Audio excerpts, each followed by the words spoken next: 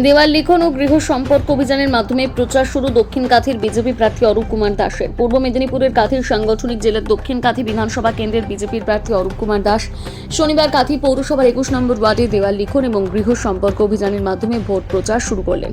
পাশাপাশি এলাকার প্রবীণ মানুষদের কাছ থেকে আশীর্বাদ নিলেন। যুব সমাজের কর্মসংস্থান থেকে শুরু করে কেন্দ্র সরকারের বিভিন্ন প্রকল্পের কথা তুলে তৃণমূল সরকার 15 বছরের কোনো উন্নয়ন করতে পারেনি, সম্পূর্ণ ব্যর্থ। তার দাবি, প্রতিশ্রুতি দিলে সেই অনুযায়ী বিজেপি কথা রাখে। তার অভিযোগ, তৃণমূল সরকারের আমলে রাজ্যে 8,000 স্কুল বন্ধ হয়েছে, আরো কয়েক হাজার স্কুল বন্ধের পথে। আমি একজন প্রাক্তন শিক্ষক হিসেবে স্কুল বন্ধ হয়ে যাওয়া মেনে নিতে পারছি না। আমরা ক্ষমতায় এলে সব স্কুল চালু করব।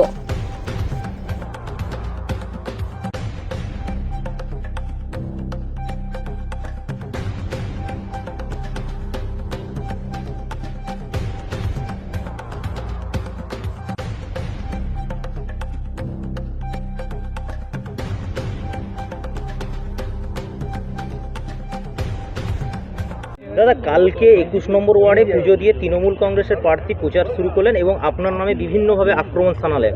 আজকে আপনি আবার প্রচার শুরু করলেন, আপনি দ্বিতীয়বারের প্রার্থী হয়েছেন, কি বার্তা দেবেন? আমি কোনো ব্যক্তি আক্রমণ করি না। প্রথম কথা, 21-এর নির্বাচনেও যিনি প্রার্থী ছিলেন আমার বিরুদ্ধে, তিনি যথেষ্ট শিক্ষিত মানুষ ছিলেন, তো তাকে হারিয়েছি। সুতরাং আমাদের আত্মবিশ্বাসের অভাব নেই। শুভেন্দুবাবু আছেন, নরেন্দ্র মোদীজি আছেন, এদের এবং শ্রমিক ভট্টাচার্য রয়েছেন, আমাদের যারা এই দলের অনুপ্রেরণা, আমাদের দলের যারা মাথায় বসে রয়েছেন, তো তাদেরকে দেখে মানুষ ভোট দেবেন। পদ্মফুলকে দেখে ভোট দেবেন, ভারতীয় জনতা পার্টির আদর্শে বিশ্বাস করে ভোট দেবেন। তিনি কি বললেন তার জন্য আমি চিন্তিত নই, কিন্তু শহরের মানুষ এখানে 22 সালের মিউনিসিপ্যালিটি নির্বাচনটা দেখেছে। বাইরের থেকে কার নেতৃত্বে লেঠেল বাহিনী, গুন্ডা বাহিনী এসে একের পর এক বুথ দখল করেছিল, সেই মানুষটা এখন উত্তর কাঁথির তাড়া খেয়ে দক্ষিণ কাঁথির প্রার্থী হয়ে দাঁড়িয়েছে। কারণ উত্তর কাঁথিতে দাঁড়ানোর ক্ষমতা তার নেই, সেখানে পরাজিত ছিলেন। এখন সেখানে আতঙ্কে সেই উত্তরকান্দিতে বসবাসও করেন না, কাঁথি শহরে এসে কিছুদিন থাকা শুরু করেছেন। অর্থাৎ উত্তরকান্দিটা এমন অবস্থা করেছেন সেটা তার কাছে নিরাপদ নয়। তো দক্ষিণকান্দিতে আমরা সেই সব মানুষকে নিরাপদে থাকার ব্যবস্থাও আছে, কারণ দক্ষিণকান্দি অপেক্ষাকৃত শান্তপ্রিয়। কিন্তু দক্ষিণকান্দি শান্তপ্রিয় মানে এই নয় যে দুর্বৃত্তদেরকে ভোটে জয়ী করবে। তারা যেটা দাবি করছেন যে তার সরকারি অনেক প্রকল্প, সেই প্রকল্প নিয়ে মাঠে নামবেন। আপনারা কি নিয়ে নামবেন? সরকারি প্রকল্প তো 15 বছর ক্ষমতায় আছেন, প্রকল্পের অনেক ফানুস তো আমরা দেখেছি। বছরের বছর শিল্প সম্মেলন দেখেছি, মৌসাইন দেখেছি, তারপরে কখনো কতটা এখানে শিল্প হলো ওটা আর আমরা দেখতে পাইনি। যেমন একটা এক্সাম্পল দিই, সৌরভ গাঙ্গুলিকে স্পেনে উড়িয়ে নিয়ে যাওয়া হয়েছিল, সেখান থেকে বলা হয়েছিল যে তিনি শালবনীতে ইস্পাতের কারখানা করবেন। আমি জানি না, আমি তো শালবনী অনেক দিন যাইনি, কোথাও মিডিয়াও পাইনি যে কতটা ইস্পাতের কারখানা গড়ে উঠল। আর অন্য রাজ্যের শিল্প, নিজের ঘরের ছেলে যিনি এই সরকারকে বিশ্বাস করতে পারছেন না, তো বাইরের শিল্পপতিরা কিভাবে একে ভরসা করবে? স্যার, আপনাদের কি কর্মসূচি নিয়ে লড়াই হবে এই মাঠে? আমাদের কোনো আমরা প্রথম কথা বলি যে শিল্পোন্নত বাংলা চাই, শিক্ষায় উন্নত বাংলা চাই, বাঙালির ভবিষ্যৎ প্রজন্মের কর্মসংস্থান চাই এবং নারীদের নিরাপত্তা চাই। এইগুলোই আমাদের প্রাইম ইস্যু এবং এই ইস্যুগুলো নিয়েই আমরা মানুষের কাছে যাচ্ছি। কারণ বাংলা অলমোস্ট এদের রাজত্বে ঋণগ্রস্ত শ্মশানভূমিতে পরিণত হয়েছে। It's a dyeing state. আমি বাবার বলছি, মুমূর্ষু স্টেট এটা একটা।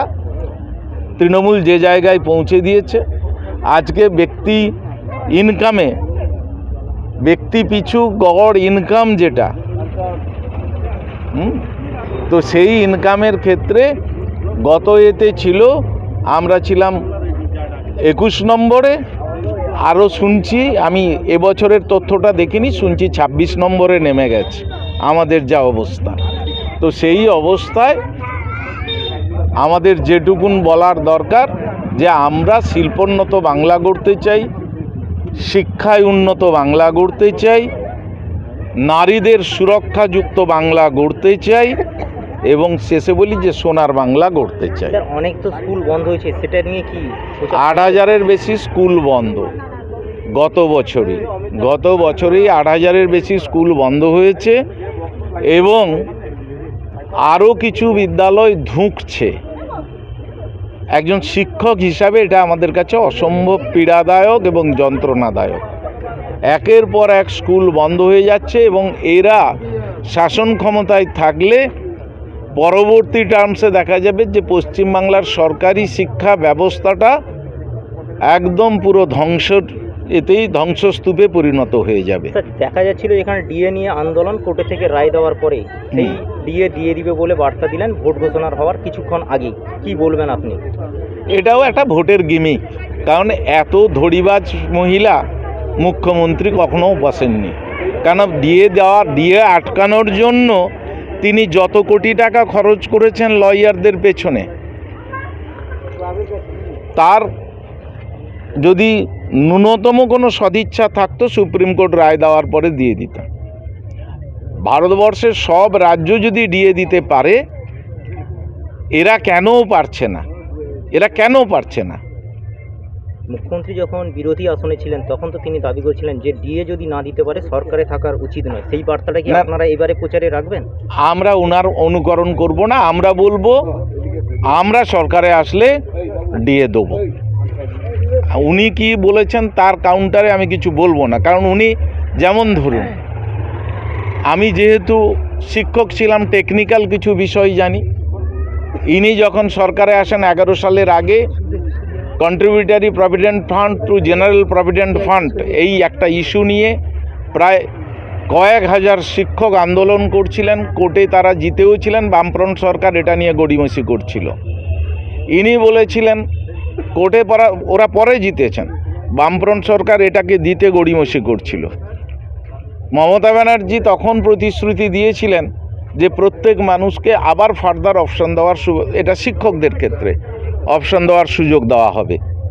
কিন্তু সরকারে আসার পরে তিনি কোর্টের অর্ডার থাকা সত্ত্বেও দেননি, বাধ্য হয়ে সুপ্রিম কোর্টে গিয়ে আবার অর্ডার করাতে হয় যে ফ্রেশ অপশন দেওয়ার। সুতরাং ইনি যা বলেন তার উল্টো কাজ করেন, কোনো প্রতিশ্রুতি কোনোটাই রাখেন না। এই যে সাথী কি যুব সাথী, ও পুরোপুরি ভাঁওতাবাজি প্রকল্প। কারণ আমরা এর আগে যুবশ্রী দেখেছি, একটু শ্বেতপত্র যদি ওরা প্রকাশ করে দিতেন যুবশ্রীতে কতজনকে দিয়েছেন, 2013 সালের প্রকল্প। একটু যদি শ্বেতপত্র প্রকাশ করতেন সমুদ্র সাথী কতজনকে দিয়েছেন, অনেক সাথী অনেকে। তো কেন হয় না? কেন শুধুমাত্র কন্টাই 1 ব্লক বলবো? গোটা রাজ্য ধরলে তো অনেক কিছু পাওয়া যাবে। শুধুমাত্র কন্টাই 1 ব্লকে কাছাকাছি 7,000 বয়স্ক মানুষ কেন বার্ধক্য ভাতা পাচ্ছেন না, যাদের আইডি নাম্বার আছে? একটু সেই কৈফিয়তটা দিন না।